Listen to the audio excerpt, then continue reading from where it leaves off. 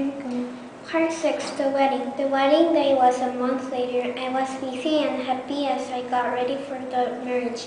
2 nights before the wedding, I was asleep in my room. My wedding dress was in the room with me.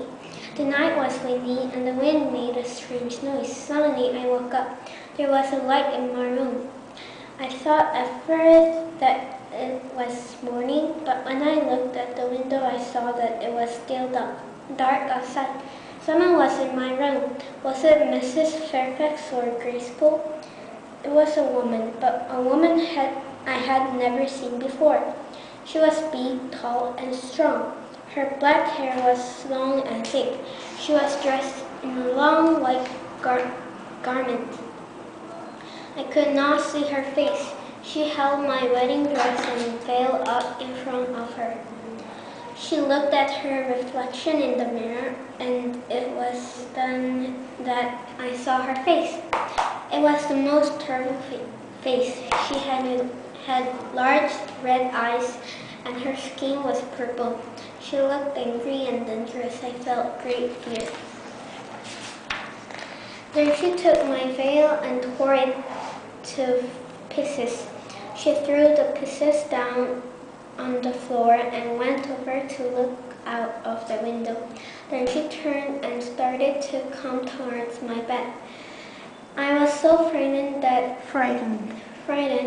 I was unable to move. I couldn't even scream for help.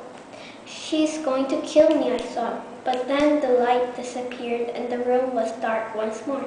I woke up in the morning. The sun was shining in through the window, and at once I remembered the strange woman. I thought at first that I had a bad dream. Then I saw my ruined veil lying on the floor, torn to pieces.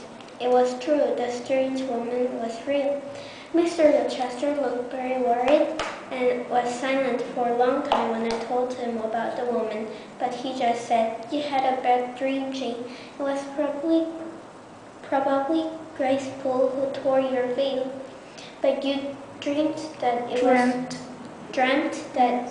a stranger." I could not believe that the strange woman had been just a dream, but I said nothing. That night, the night before the wedding, I slept in Adolph's room. The next day, we went to church for the wedding.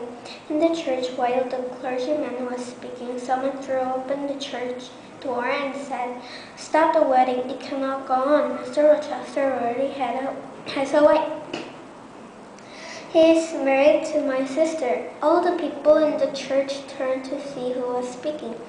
It was Mr. Mason, the visitor from the West Indies, with 2 other men.